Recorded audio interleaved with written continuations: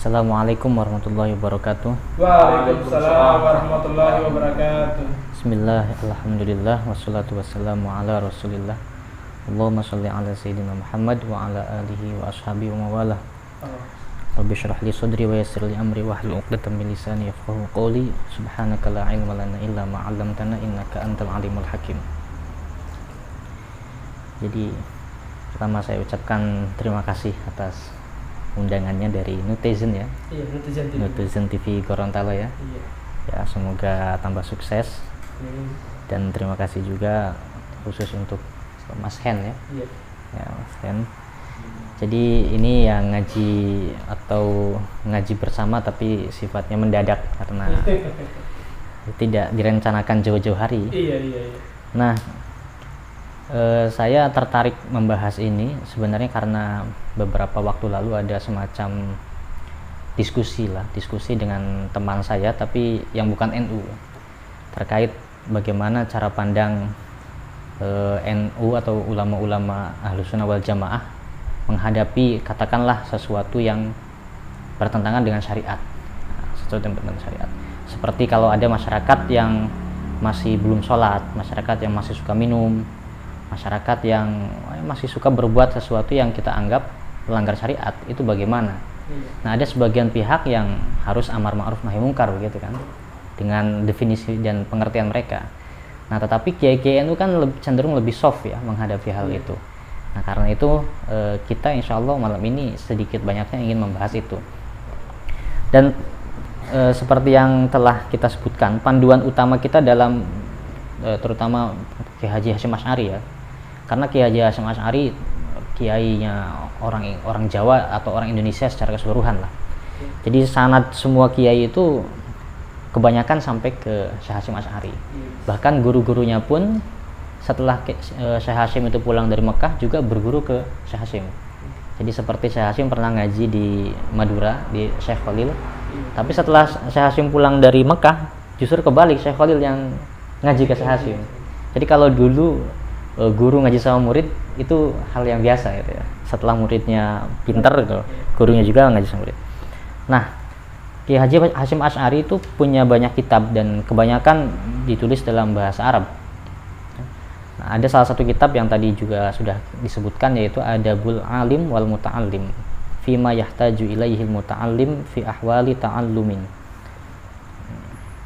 Fi ahwali ta'allumihi wa ma yatawaqqafu alaihil mu'allim fi maqamati ta'limi. Jadi ini intinya kitab yang membahas adab ya, atau tata krama atau karakter atau akhlak bagaimana seorang guru dan seorang murid. Nah, jadi di dalam kitab ini sebenarnya ada dua bagian. Yang pertama itu adab seorang murid, yang kedua adab seorang guru.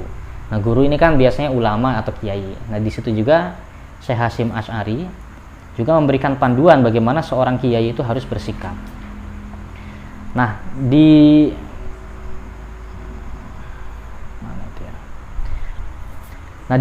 bab yang ke berapa ini? Yang kelima kalau tidak salah. Ya, bab yang kelima, Al-Babul Khamis, di situ bab ini fi adabil alim fi haqqi nafsihi wa fihi asyruna adaban. Jadi bab yang kelima di dalam kitab ini menjelaskan tentang adab atau akhlak yang harus dimiliki oleh seorang kiai, seorang ulama lah. Siapapun dia lah, mau ulama NU, Muhammadiyah atau apapun. Yang pasti seorang ulama itu harus memiliki beberapa karakter. Paling tidak ada 20 karakter. Banyak sekali yang disebutkan. Nah, tetapi kita akan fokus ke karakter yang wasadis asyar. Kita akan fokus ke karakter yang ke-16. Nah, inilah yang menyangkut atau yang berbicara mengenai topik yang sedang kita diskusikan malam ini, yaitu pandangan Islam atau pandangan Kiai Haji Hasyim Asy'ari tentang hubungan Islam dengan masyarakat. Jadi bagaimana sebaiknya kita itu menghadapi masyarakat. Insya Allah akan dibahas di sini. Jadi mungkin saya baca sedikit, nanti kita lanjutkan diskusi ya. Diselingi dengan pertanyaan-pertanyaan juga tidak masalah, biar tidak terlalu monoton. Nah, bismillahirrahmanirrahim, saya baca sedikit dulu. Bismillahirrahmanirrahim, wasadisa asyaro. Jadi adab yang ke-16. Jadi pedoman yang ke-16 bagi seorang ulama. Bagaimana seorang ulama itu harus bersikap. Nah, Syekh Hasyim Asy'ari menjelaskan ayyu amilan nasa bimakarimil akhlaq. Jadi seorang ulama ketika menghadapi masyarakat harus menghadapinya dengan akhlak yang terpuji. Akhlak yang terpuji. Harus menghadapinya dengan akhlak yang terpuji. Nah sekarang apa itu akhlak kira-kira? Kan Syekh Hasyim kan mengatakan ketika ulama itu menghadapi masyarakat, dia harus menghadapi dengan akhlak terpuji. Nah pertanyaannya akhlak itu apa?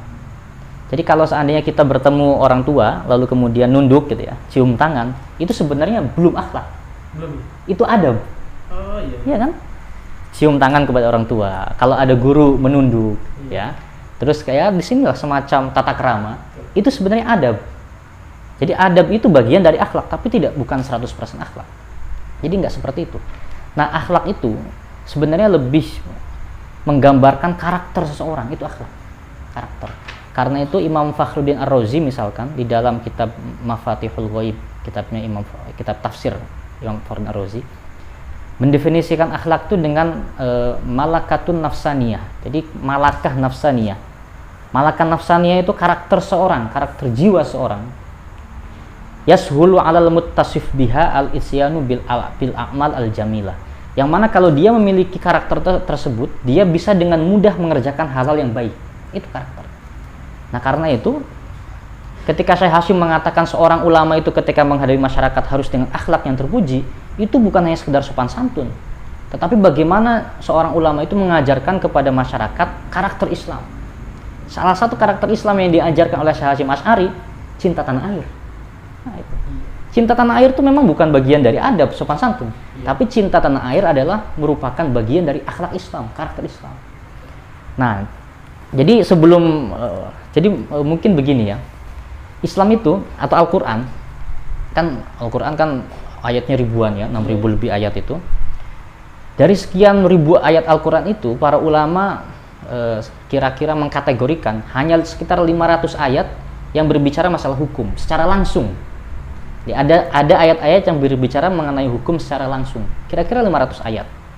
Dan ini biasanya kita bisa temukan di tafsir-tafsir yang khusus mengulas ayat-ayat ahkam. Seperti bagaimana hukum waris, itu sudah jelas itu. Nah, tetapi yang menarik di dalam Al-Quran itu, ada ayat-ayat yang sesungguhnya tidak berbicara hukum, tetapi para ulama bisa menemukan sudut pandang hukum dari ayat tersebut. Contoh begini mas, contoh. Di surat Al-Baqarah itu kan, kenapa Al-Baqarah itu dinamai surat Al-Baqarah? Karena kan di situ ada kisah sapi kan. Iya. Jadi waktu itu kan ada seorang saudagar yang terbunuh, saudagar kaya di zaman Bani Israel. Ketika dia terbunuh, orang-orang Bani Israel ini ingin mengetahui siapa yang membunuh saudagar tersebut. Akhirnya kata Nabi Musa, kalau Anda ingin mengetahui siapa yang membunuhnya, maka Anda harus temukan sapi dengan karakter khusus.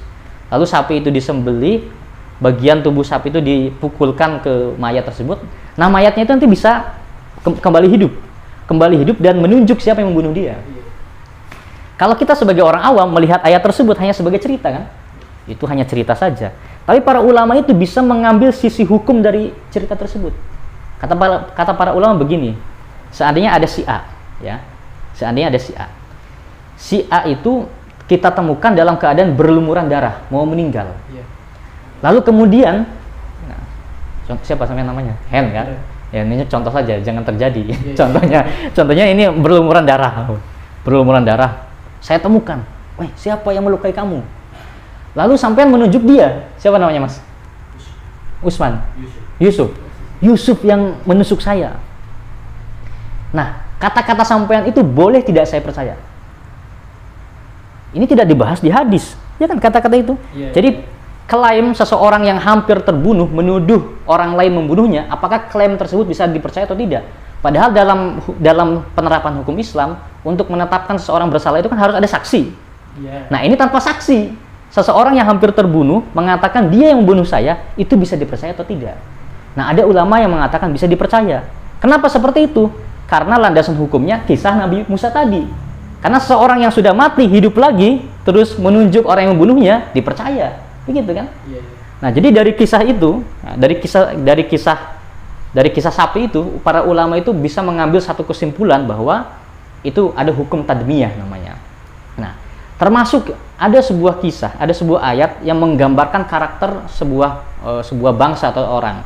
Ada ayat yang berbunyi, walau anna katabna alaihim an yaqtulu anfusakum aw ikhruju min diyarikum ma fa'alu illa qalilun minhum.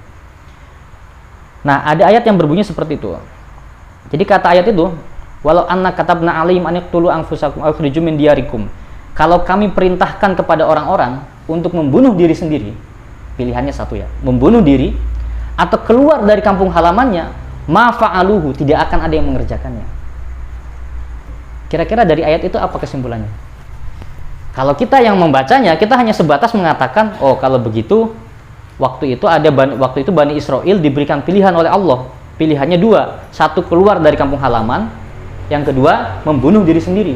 Dan mereka tidak bisa melakukan dua-duanya, itu kan? Nah, tetapi para ulama bisa mengambil kesimpulan hukum dari ayat itu. Kesimpulan hukumnya, kata para ulama, itu artinya keluar dari tanah air itu sama sulitnya dengan membunuh diri sendiri. Anda mungkin gak membunuh diri sendiri? Gak mungkin. Begitupun Anda tidak mungkin keluar dari tanah air Anda. Nah, karena itu mencintai tanah air itu bagian dari fitrah manusia yang sudah disinggung oleh Al-Quran. Meskipun tidak secara langsung, tapi secara tersirat. Nah, itu karakter Islam. Karena itu Syekh Hasyim mengatakan hubbul watan minal. Ayatnya ada tidak? Ayat yang secara langsung tidak ada. Tetapi ayat yang mengisyaratkan terhadap hal itu banyak sekali. Salah satunya ayat itu. Walau anna katabna alaihim an yaqtulu anfusakum aw yukhruju min diyarikum ma fa'aluhu illa qalil. Jadi kalau ada orang, kata Al-Quran ini, disuruh memilih antara membunuh diri sendiri atau keluar dari negaranya, tidak kuat melakukan dua-duanya kecuali sebagian kecil. Itu artinya keluar dari kampung halaman itu sama menyakitkannya dengan membunuh diri sendiri. Karena itu sebagaimana halnya kita tidak boleh membunuh diri sendiri, kita juga tidak boleh melupakan negara kita. Itu artinya kita harus mencintai negara kita. Nah, itu yang pertama. Jadi yang pertama, ulama itu harus mengajarkan dan harus menghadapi masyarakat dengan akhlak Islam. Akhlak Islam itu apa? Karakter Islam. Bukan hanya sekedar tata krama, bukan hanya sekedar sopan santun. Kalau hanya sekedar sopan santun, banyak orang yang bisa mengajarkan. Tapi ulama harus mengajarkan kepada masyarakat karakter Islam. Nah, salah satu karakter Islam yang diajarkan oleh Ki Haji Hasyim Asy'ari adalah hubbul waton dan iman. Dalilnya mana? Tadi itu sudah jelas. Nah, itu yang pertama ya. Mau diselingi dulu? Lanjut ya. Nah, itulah karakter Islam. Dan banyak sekali karakter-karakter Islam. Termasuk bagaimana Syekh Hasyim merumuskan bahwa Nahdlatul Ulama itu harus tawassut, tawazun, ta'adul dan sebagainya, i'tidal dan tasamuh. Misalkan begini, saya sering memberikan contoh di dalam hadis Bukhari itu ada seorang sahabat yang bernama Abu Darda. Nah, seorang sahabat yang bernama Abu Darda. Sahabat Abu Darda ini berasal dari Madinah, Ansor. Ada sahabat lain yang bernama Salman Al-Farisi. Kita udah kenal itu ya. Nah, Salman Al-Farisi ini dijadikan saudara dengan Abu Darda oleh Nabi Muhammad. Jadi waktu itu Nabi Muhammad punya tradisi menjadikan saudara angkat Ansor dengan Muhajirin. Jadi contohnya sampean dari Madinah, saya dari Mekah, sampean dijadikan saudara dengan saya, masnya dengan ini, begitu. Itu disebut mu'akhoh, seperti itu. Nah, waktu itu Salman Al-Farisi dipasangkan dengan Abu Darda itu. Nah, suatu hari Salman Al-Farisi ini bertamu ke rumah Abu Darda. Ketika bertamu ke rumah Abu Darda, yang pertama kali terjadi itu Salman Al-Farisi melihat istrinya Abu Darda itu digambarkan di dalam hadisnya itu mutabadzilah. Mutabadzilah itu nggak dandan gitu. Lalu hal itu dikritik oleh Salman Al-Farisi. Kata Salman Al-Farisi, kenapa Anda tidak dandan? Seharusnya wanita itu dandan ke suaminya, seperti itu kan. Lalu kata istrinya Abu Darda, saya tidak dandan karena suami saya, Abu Darda, itu tidak memiliki keinginan terhadap saya. Jadi ya kasarannya kalau zaman sekarang, suami saya tidak memberikan saya uang make up lah, seperti itu. Jadi sebenarnya memberikan istri uang make up itu bagian dari sunnah Nabi Muhammad. Karena itu nanti yang dikritik oleh Salman Al-Farisi gitu. Jadi Salman Al-Farisi itu meminta kepada istrinya Abu Darda untuk dandan. Itu yang pertama. Lalu yang kedua, ketika Salman Al-Farisi duduk, Abu Darda ini mengambil makanan, ditaruh makanan itu, disuruh makan. Tapi kata Abu Darda, silahkan Anda makan, tapi saya nggak ikut makan. Lalu ditanya oleh Salman Al-Farisi, kenapa Anda tidak makan? Saya puasa. Oh, tidak bisa. Saya tidak mau makan kecuali Anda makan. Akhirnya Abu Darda berbuka, gitu. Jadi Salman Al-Farisi itu meminta Abu Darda untuk tidak berpuasa. Kalau Salman Al-Farisi hidup di zaman sekarang sudah dianggap liberal itu. Karena orang puasa kok dilarang gitu. Apa ini? Islam macam apa ini kan gitu. Nah, lalu kemudian kejadian selanjutnya, setelah bercakap-cakap, Salman Al-Farisi dan Abu Darda ini tidur. Kira-kira mungkin jam 8, jam 9-an lah. Tidak lama setelah itu, kira-kira mungkin jam 10 atau jam 11, itu Abu Darda sudah bangun mau sholat tahajud. Dilarang oleh Salman Al-Farisi. Kamu mau kemana? Saya mau sholat. Jangan, ngapain sholat? Tidur aja, tidur. Ini liberal banget kan? Sudah. Habis itu beberapa jam lagi bangun lagi, Abu Darda ini ditahan lagi oleh Salman. Kamu mau apa? Mau sholat? Jangan. Terus ditahan seperti itu. Sampai akhirnya menjelang subuh, baru Salman Al-Farisi itu membangunkan Abu Darda. Nah, sekarang silahkan sholat. Kalau mau sholat malam, sholatlah sekarang. Sudah seperti itu. Lalu kemudian Salman Al-Farisi ini, si Abu Darda ini merasa tidak terima dengan apa yang dilakukan oleh Salman Al-Farisi. Jadi dalam pandangan Abu Darda, saya ini ingin beribadah kepada Allah, tetapi ditahan-tahan oleh Salman Al-Farisi. Ini bagaimana? Kan merasa tidak dihormati lah seperti itu. Nah, akhirnya Abu Darda ini melaporkan kejadian tersebut kepada Nabi Muhammad. Nah, lalu Nabi Muhammad kemudian mengatakan, "Sodako Salman, Salman yang betul." Lalu keluarlah kata-kata mutiara, "Inna li nafsika alaika haqqo, wa li zaujika alaika haqqo." Sesungguhnya wali rabbika alaika haqqo. Sesungguhnya kamu punya kewajiban terhadap Tuhanmu, ibadah. Tapi kamu juga punya kewajiban terhadap istrimu, memberi nafkah dan sebagainya. Dan kamu juga punya kewajiban terhadap dirimu. Diri kita ini punya hak untuk beristirahat, ya kan? Hak untuk segar, hak untuk kenyang dan sebagainya. Tetanggamu juga punya hak. Lalu kemudian orang-orang sekitarmu juga punya hak. Karena itu fa'ati kulladzi haqqin haqqoh. Kamu harus adil memberikan semua orang itu haknya. Jadi kamu juga harus menunaikan kewajiban kamu kepada Tuhan beribadah, tapi kamu juga harus menunaikan kewajiban kamu kepada istrimu, yaitu memberikan nafkah, memberikan uang make up dan sebagainya lah. Dan kamu juga harus menunaikan kewajibanmu kepada dirimu sendiri, beristirahat, jangan terus beribadah. Dan kamu juga harus menunaikan kewajibanmu kepada masyarakat, bersosialisasi dan sebagainya. Nah, itu artinya apa? Itu artinya itulah sebenarnya yang disebut oleh Nahdlatul Ulama dengan istilah at-tawazun, seimbang, hidup seimbang. Nah, jadi hidup seimbang itu adalah akhlak Islam, karakter Islam. Meskipun dia bukan bagian dari adab, ya, meskipun mungkin dia bukan bagian dari adab, tapi itu bagian dari akhlak Islam, karakter Islam. Nah, itu juga yang diajarkan oleh Syekh Hasyim Asy'ari. Karena itu kalau Kiai NU, ini mohon maaf ya, kalau Kiai NU lebih memilih mana? Keluar berdakwah berbulan-bulan atau menafkahi istri? Menafkahi istri jelas. Karena menafkahi istri hukumnya fardu ain. Ya kan? Dan kita hidup harus seimbang, harus tawazun, begitu. Nah, jadi kita ini ya kalau ibadah biasa saja, ibadah biasa. Jangan kita kebanyakan ibadah tapi kemudian melupakan kewajiban-kewajiban kita yang lainnya. Kita kebanyakan ibadah tapi kemudian melupakan kewajiban kita kalau sebagai mahasiswa kepada kuliahnya. Itu nggak bisa. Itu bukanlah akhlak Islam. Itu bukanlah karakter Islam. Nah, itulah yang harus diajarkan oleh para ulama menurut Syekh Hasyim Asy'ari. Ayu amilan nas bimakarimul akhlak. Seorang ulama itu ketika menghadapi masyarakat, berinteraksi dengan masyarakat, harus berinteraksi dengan mengajarkan dan menonjolkan makarimul akhlak, akhlak yang terpuji. Nah, akhlak itu apa? Akhlak itu bukan hanya sekedar sopan santun tata krama, tapi akhlak itu adalah karakter. Ya. Al-malakah nafsaniyah yashulu al muttasif biha al-isyanu bil a'mal al-jamilah. Itu menurut Imam Fakhruddin Ar-Razi dalam kitabnya Mafatihul Ghaib. Oke, kira-kira masih lanjut atau cukup dulu? Iya, terserah sih. Oke, cukup dulu ya. Oke. Nanti saya lanjut lagi kalau saya ada waktu.